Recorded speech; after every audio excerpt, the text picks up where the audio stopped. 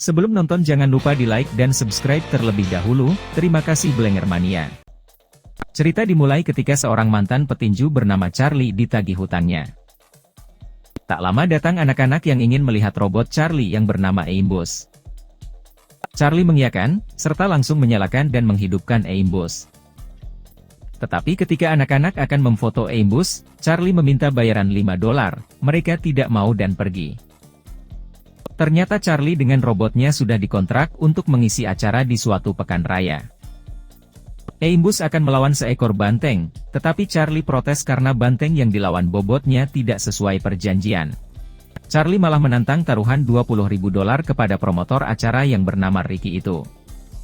Lalu setelah deal, acara pun dimulai, dan Aimbus memasuki arena tarung banteng. Banteng pun langsung dilepas dan berlari ke arah Aimbus. Aimbus langsung menyergap banteng itu dan membantingnya ke tanah. Saat banteng itu kembali menyeruduk, Aimbus mengaperkatnya hingga tumbang. Charlie yang lengah mengira sudah menang, ia tidak melihat banteng itu sudah berdiri dan berlari ke arah Aimbus. Saat Charlie memutar Aimbus, itu sudah terlambat dan banteng itu menyeruduk kaki kanannya hingga putus. Charlie masih mencoba melawan dengan Aimbus berdiri satu kaki, namun dengan mudah diseruduk banteng. Kemudian Aimbus yang menancap di tanduk banteng, dihempaskan hingga hancur berantakan. Setelah kalah, Charlie segera membereskan Aimbus dan memasukkan ke dalam truknya untuk kabur. Ketika hendak pergi ada dua orang yang menghampirinya, ia mengira orang suruhan Ricky dan menonjoknya. Ternyata mereka dari pengadilan, memberitahu bahwa mantan pacarnya baru saja meninggal. Karena itu, Charlie harus mengurus pengalihan hak asuh anak mereka yang bernama Max. Sementara ketika Ricky ke tempat parkir truk Charlie, ia sudah pergi. Besoknya di pengadilan, tampak Max yang menunggu tantenya yang bernama Debra untuk mengambil alih hak asuh Max. Tak lama Charlie pun datang dan masuk ke pengadilan. Saat duduk, ia melihat jam tangan mahal yang dipakai suami Debra yang bernama Marvin. Ia lalu berpura-pura minta izin keluar untuk menelpon pengacara, dan itu adalah kode kepada Marvin untuk menemuinya di luar. Marvin langsung menyusul keluar. Di luar, Charlie langsung menyebut angka $100.000 untuk hak asuh Max. Setelah itu, Charlie langsung menelpon dealer robot dan membeli robot baru yang bernama Noisy Boy. Marvin memberikan setengahnya dahulu $50.000, dan sisanya setelah pulang liburan. Lalu Max akan dititipkan dahulu kepada Charlie hingga mereka kembali dari liburan musim panas. Charlie langsung masuk ke gedung tinju bekas tempat ia berlatih, dan memperkenalkan Bailey anak dari mendiang pelatihnya. Lalu mereka membuka box robot Noisy Boy yang Charlie baru beli. Lalu dengan remote, Charlie langsung menjalankan Noisy Boy, yang membuat Max kaget dan terjatuh. Charlie juga mencoba mode perintah suara, tapi Noisy Boy tidak bergerak. Dan ketika Max mencobanya dengan bahasa Jepang, Noisy Boy baru merespon. Bailey kemudian mengubah settingan Noisy Boy menjadi bahasa Inggris. Lalu Charlie mencoba lagi, dan Noisy Boy merespon dengan baik. Setelah beres, Charlie akan langsung pergi membawa Noisy Boy, tetapi Max memegang kunci truk, dan memaksa ikut. Akhirnya Charlie memperbolehkan Max ikut dengannya. Lalu mereka pergi menuju tempat arena tinju robot yang bernama Crash Palace. Di dalam, Charlie langsung disambut oleh bandar taruhan yang sudah mengenalnya bernama Finn. Charlie bilang ke Finn, ia ingin melawan robot Midas, lalu Finn mengiyakan dengan jaminan $50.000. Lalu Max menarik Charlie, dan bilang mulai dari yang kecil dahulu, tapi Charlie tidak peduli. Lalu pertandingan segera dimulai, dan robot Midas terlihat datang di kejauhan. Kemudian Midas segera memasuki ring tinju. Disusul dengan Noisy Boy yang juga masuk ke ring dari sisi seberang. Saat pertandingan dimulai, Noisy Boy langsung meninju Midas hingga terpental. Saat bangun kembali, Midas kembali dipukul bertubi-tubi hingga tersudut. Namun akhirnya, Midas mendapat celah untuk meninju balik Noisy Boy hingga terpental. Midas juga menahan tangan kanan Noisy Boy dan memukuli kepalanya berulang kali. Tidak berhenti di situ, Midas juga memutuskan tangan kanan Noisy Boy yang ditahannya. Sebagai penutup, Midas mengaperkat kepala Noisy Boy hingga terlepas dan menang. Setelah kalah, Charlie dan Max segera pergi dari Crash Palace. Dan saat melewati gerbang, mereka melihat kepala Noisy Boy sedang dilas di bawah papan nama Crash Palace. Di tengah jalan, Charlie berhenti di tempat besi rongsok, dan memotong pengaman pintunya. Ia dibantu Max mencari spare part robot yang masih bisa dipakai. Tiba-tiba Max terperosok karena tanah longsor yang basah karena hujan deras. Beruntungnya Max tersangkut sesuatu yang menahannya di ujung tebing. Ternyata baju Max tersangkut pada sebuah tangan robot yang terkubur di situ. Max mencoba menggali sedikit robot itu, dan ia melihat robot itu masih utuh. Charlie menganggap robot itu rongsokan, Max harus mengeluarkan dan membawa robot itu sendiri. Besok paginya Max berhasil membawa robot itu, dan ia kesal sambil memukuli Charlie. Lalu mereka kembali ke gedung tinju Bailey, dan Charlie meminta Bailey untuk membangun robot dari sisa Aimbus dan Noisy Boy. Karena tidak bisa, lalu Charlie menyuruh Bailey memeriksa robot yang ditemukan Max, mungkin masih bisa. Setelah diisi daya, robot itu hidup dan terbangun. Robot itu mempunyai fitur yang cukup langka, yaitu mode peniru gerakan. Kemudian Max menyemprot robot itu sampai bersih.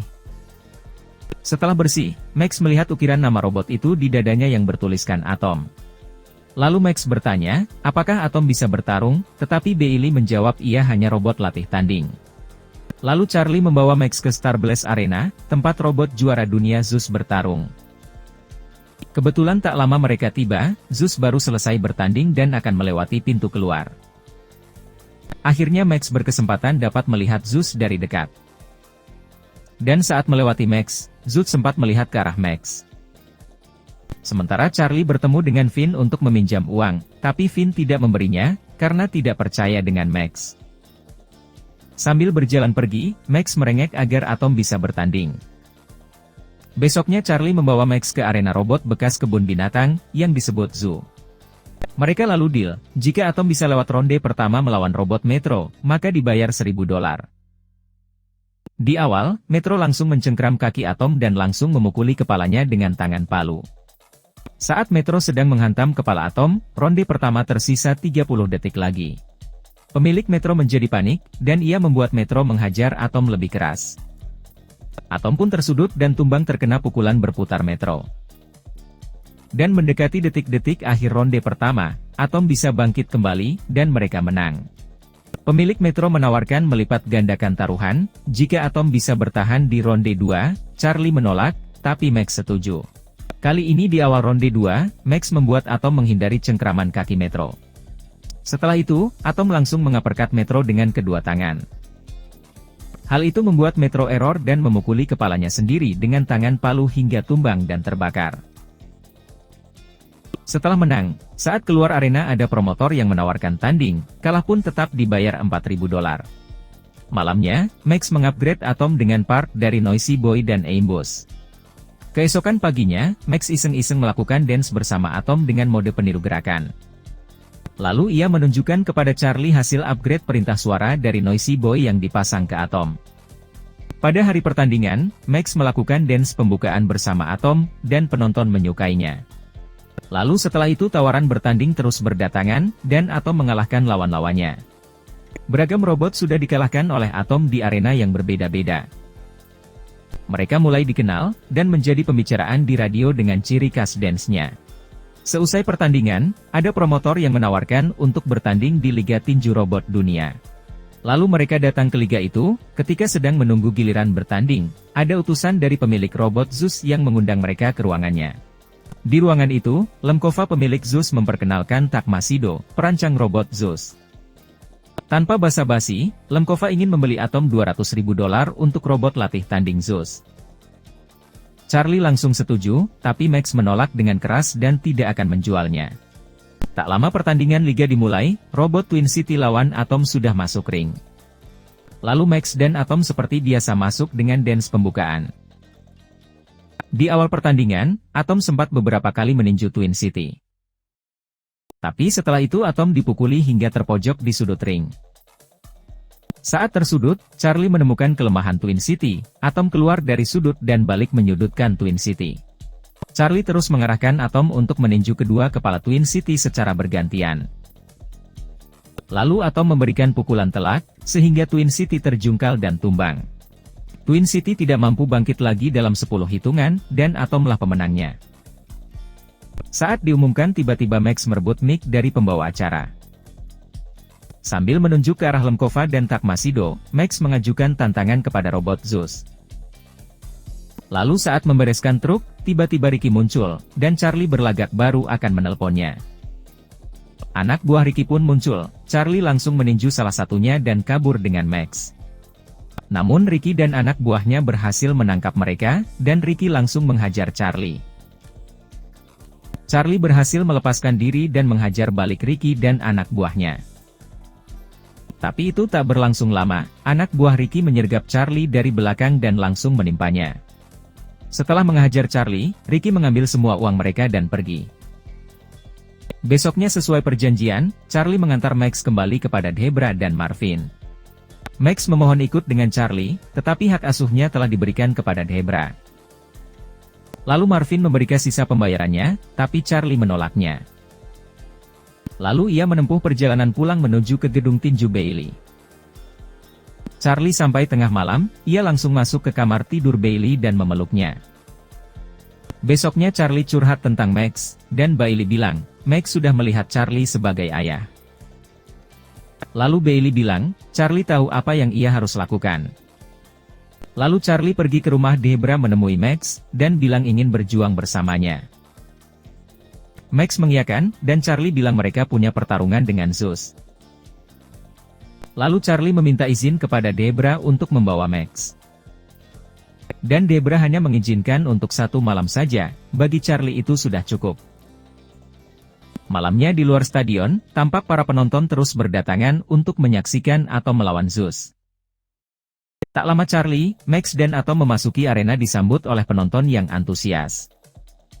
Sementara Ricky menemui Finn untuk ikut bertaruh $100.000, Atom tidak akan masuk ronde 2. Lalu Ricky memberitahu posisi duduknya, yaitu di bagian 101, baris C. Balik ke arena, Zeus memasuki ring secara dramatis dengan melompat masuk ke dalam. Baru saja pertandingan dimulai Zeus langsung menjatuhkan Atom dengan 1 pukulan. Belum sempat Atom berdiri tegak, Zeus langsung melancarkan pukulan, hingga Atom jatuh kedua kali. Saat berdiri lagi, Zeus langsung memberi pukulan-pukulan, hingga Atom tersudut di ring. Dan akhirnya Atom dijatuhkan oleh Zeus untuk yang ketiga kalinya. Wasit langsung menghitung, dan di hitungan ke-8, Atom bangkit kembali. Lanjut bertanding, Atom kembali bertahan dan terpojok di sudut ring. Charlie mengamati dan melihat celah, serta langsung memberi perintah Atom untuk mengaperkat Zeus. Charlie yang sudah membaca gerakan Zeus, sekarang dengan mudah membuat Atom menyerang balik. Saat hampir memojokkan Zeus, ia menghindar, dan Atom kembali terpojok dipukuli Zeus. Saat Zeus bersiap melancarkan pukulan penutup, bel pun berbunyi, tanda ronde pertama selesai. Ricky langsung dijemput oleh Finn dan anak buahnya untuk membayar taruhannya. Di awal ronde kedua, Zeus tidak berlama-lama memojokkan Atom, tetapi langsung melemparnya ke tengah. Setelah itu, Atom berhasil mendaratkan 3 pukulan di muka Zeus. Kemudian aksi saling balas memukul terjadi, lalu Atom menghindar dan memukul muka Zeus kembali. Tapi Atom kembali terpojok dan dipukuli bertubi-tubi, untungnya bel berbunyi, Zeus langsung berhenti memukul. Karena perintah suara tidak berfungsi lagi, Charlie akan menggunakan mode peniru gerakan Atom. Ketika ronde berikutnya dimulai, Charlie bertinju dari luar ring di depan Atom, agar Atom mengikuti gerakannya. Lalu Charlie membuat gerakan yang memprovokasi Zeus untuk menyerang Atom. Akibatnya, Atom kembali bertahan dihujani pukulan Zeus di sudut ring. Ini adalah strategi Charlie untuk menguras tenaga Zeus, dan benar saja pukulan Zeus mulai melambat. Dan ini adalah saatnya bagi Charlie untuk melakukan serangan balik kepada Zeus dengan mengaperkatnya. Setelah itu dilanjutkan dengan pukulan beruntun ke arah kepala dan perut Zeus. Melihat Zeus yang terpojok, Takmaxido mengambil alih kendali Zeus dengan kontrol manual. Charlie dan Atom tetap lebih mendominasi dengan pukulan-pukulan telak, dan akhirnya Zeus tumbang untuk pertama kali. Wasit langsung menghitung, tapi tak lama Zeus langsung bangkit kembali.